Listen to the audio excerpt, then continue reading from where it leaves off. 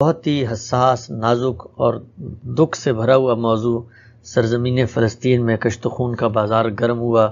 نہتے مسلمانوں کو نماز پڑھتے ہوئے ظلم اور جبر کا نشانہ بنایا گیا، ان پہ گولیاں برسائی گئیں، بچوں کی لاشیں ہم نے دیکھیں۔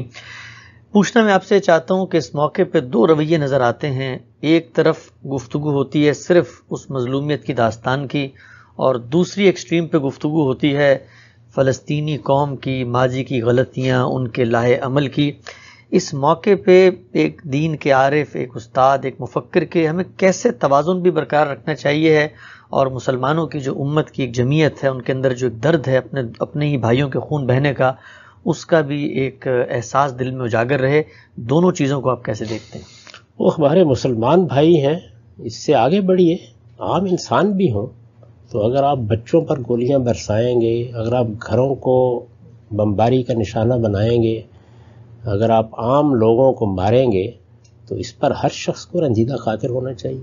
یعنی یہ وہ چیز نہیں ہے کہ جس کے لیے کوئی عذرات تراشے جا سکتے ہیں۔ جب بھی نہتے لوگوں کو، عام لوگوں کو، جن کو نان کمبیٹنٹس کہا جاتا ہے، ان کو نشانہ بنایا جائے گا، کسی بھی عذر کے تحت بنایا جائے، اس کی مذمت ہی ہونی چاہیے، اور ساری دنیا کو کرنی چاہیے، ہر حساس انسان کو کرنی چاہیے۔ انسان کی فطرت اس بات کو کسی حال میں بھی قبول نہیں کرتی کہ آپ بچوں کو اور بڑوں کو اور بوڑھوں کو اور عورتوں کو اور گھروں کو نشانہ بنائیں۔ اگر کوئی جنگ ہونی ہے، کوئی لڑائی ہونی ہے، تو وہ کمبیٹنٹس کے درمیان، مقاتلین کے درمیان ہوتی ہے۔ تو یہ چیز کسی صورت میں بھی قابل قبول نہیں ہے، قابل قبول نہیں ہونی چاہیے۔ مجھے آپ کو اس کی مذمت ہی کرنی چاہیے، یہ کسی صورت میں بھی قابل قبول نہیں ہے۔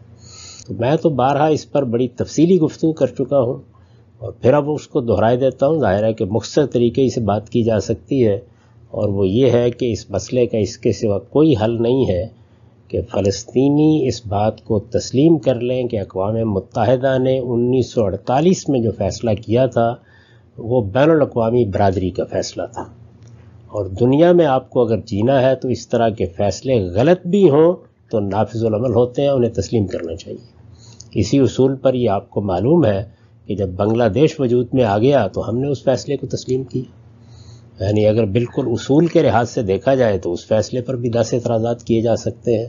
تو جب کبھی قانون فیصلہ کر دے، جیسے ہماری عدالتیں فیصلہ کر دیتی ہیں، اقوام متحدہ کی سطح پر کوئی فیصلہ ہو جائے اور آپ چونکہ اس کا حصہ ہیں، تو ان فیصلوں کو عملاً تسلیم کرنے ہی میں عافیت ہوتی ہے۔ عملاً تسلیم کرنے کا مطلب یہ نہیں ہوتا کہ آپ ضرور اتفاق کریں گے اس فیصلے سے۔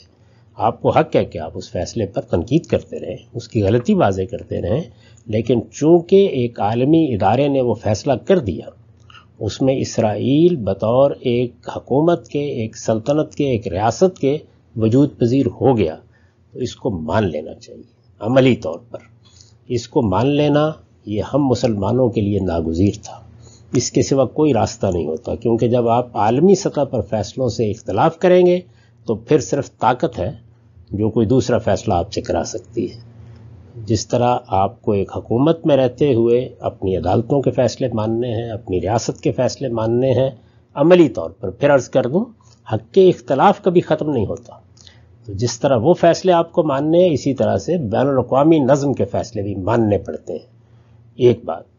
دوسری چیز یہ ہے کہ بین الاقوامی قانون 1928 کے بعد یہ فیصلہ کر چکا ہے کہ کسی مقبوضہ علاقے کو بھی آپ اپنا حصہ نہیں بنا سکتے۔ اس لیے اسرائیل کو بھی مقبوضہ علاقے خالی کرنے ہیں ہر حال میں، اس کو اس کے لیے آمادہ ہونا چاہیے۔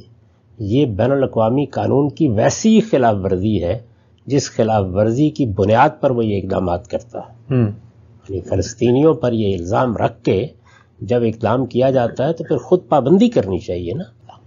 تو یہ دونوں چیزیں ضروری ہیں۔ یعنی ہمارے لیے ضروری ہے کہ ہم اقوام متحدہ کا 1948 کا فیصلہ آپ مان لیں۔ اگر پہلے مان لیا جاتا تو یہ قتل و غارت نہ ہوتی، یہ جنگیں نہ ہوتیں، معاملات یہاں نہ پہنچتے۔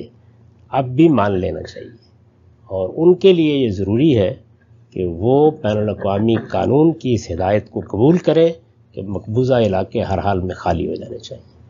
تو میرے نزدیک مسئلے کا حل